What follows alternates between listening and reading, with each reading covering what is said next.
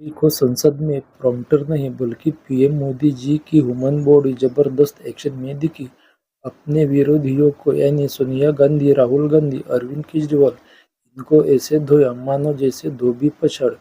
Modi ji homework तो काफी अच्छा कर कर आए थे। उन्होंने अर्बन नक्सल, जातिवाद, गरीबी, विदेश नीति इन सब पर विपक्ष को मुंह तोड़ जवाब दिया।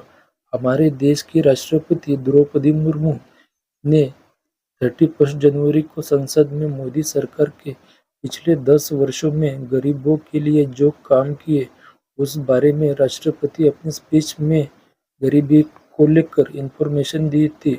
उस बारे में मीडिया ने संसद के बाहर सोनिया और राहुल गांधी से प्रतिक्रिया मांगी तो सोनिया ने पुअर थिंग कहा यानी खराब, राहुल जी ने बोरिंग कहा।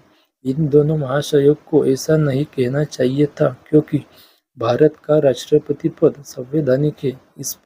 इसका आदर करना हम सभी भारतवासियों की जिम्मेदारी है। आप अपनी जबान से देश के राष्ट्रपति की स्पीच पर जो भी प्रतिक्रिया दे रहे हो उस पर बात करने से पहले आप दोनों को अपनी जबान पर पूरा कंट्रोल रखना चाहिए। जिस तरह डॉक्टर मनमोहन सिंह जी अपने पीएम रहते हुए क्या बात रखनी है देश के सामने इसकी पूरी मर्यादा रखते थे। पीएम मोदी जी ने कहा कि बुखार ज्यादा चढ़ने लगता है तो लोग कुछ भी बक देते हैं। अब पता नहीं सोनिया जी और राहुल जी को बुखार चढ़ा था या नहीं, उन्हें ही पता।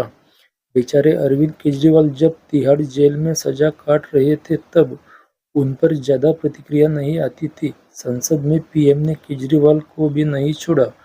उनने ये कहा कि केजरीवाल का focus Sheesh Mahal, jacuzzi, stylish shower पर है, न कि दिल्ली की जनता पर।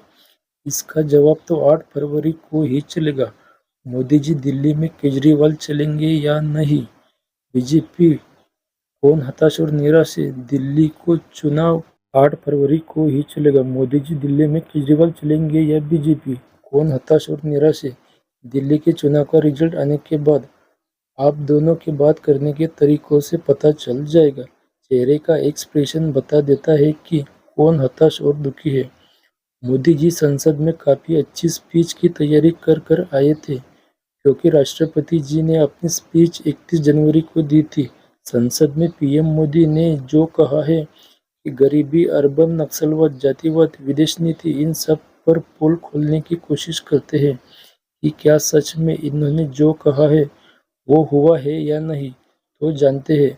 सबसे पहले मोदी जी का साफ साफ कहना है कि कांग्रेस अपने पिछले कार्यकाल में गरीबी पर ध्यान नहीं देती थी बल्कि बीजेपी के 10 साल के सरकार में 25 करोड़ लोगों को गरीबी से बाहर निकाला है। क्या सच में वर्ल्ड बैंक की रिपोर्ट कहती है कि 2011 में 22.5% थी, उसे घटाकर 2019 में 10.2% की।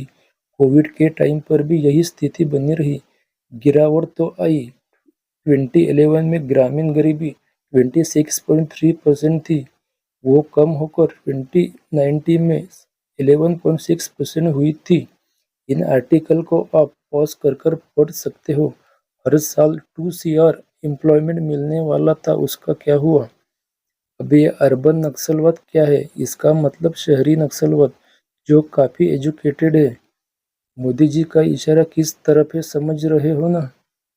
मेरी ओपिनियन में रियल नक्सलवाद ये है कि देश के प्रतिष्ठित संवैधानिक पीएम पद पर विराजमान होकर आप सभी देशवासियों से ये वादा करते हो कि हर साल 2 CR एम्प्लॉयमेंट देंगे, 100 स्मार्ट सिटी बनाने की गारंटी देते हो और पूरा नहीं करते।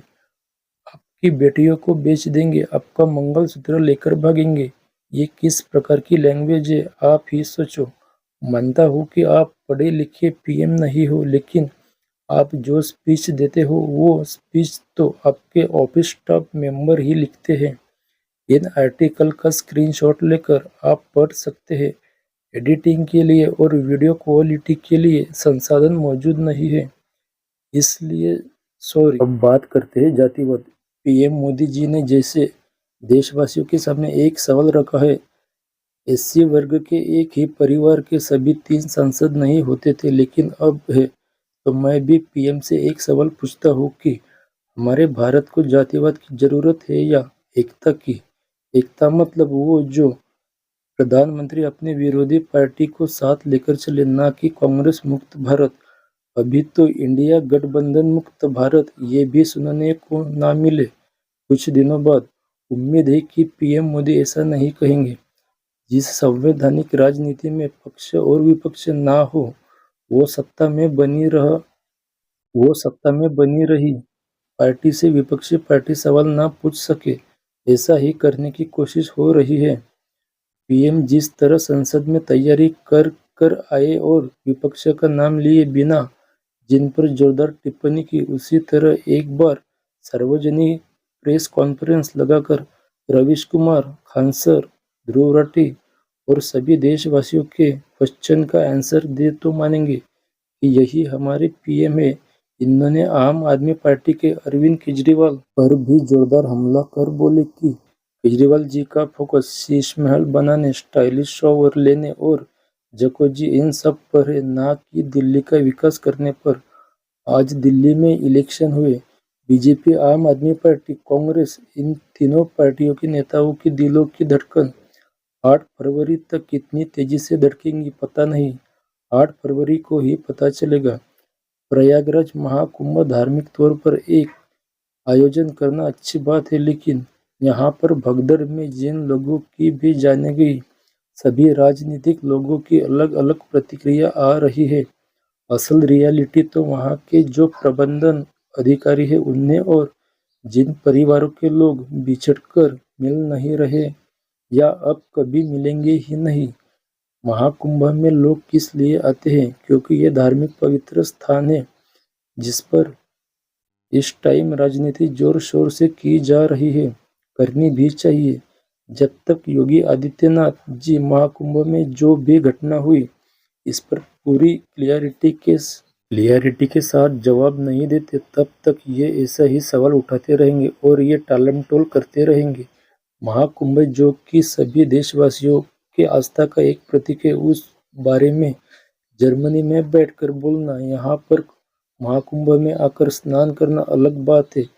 लोकसभा इलेक्शन के टाइम पर जैसे एक एंटी हिंदू ने ध्रुव राठी को चैलेंज किया था और ध्रुव लाल किले के सामने आकर रील बनाकर उस एंटी हिंदू को जवाब दिया था, ठीक उसी तरह मैं भी ध्रुव राठी को चैलेंज करता हूँ कि प्रयागराज महाकुंभ में अपने फैमिली के साथ आकर स्नान कर कर दिखाओ। क्या तुम्हें मेरा चैलेंज एक्सेप्ट है?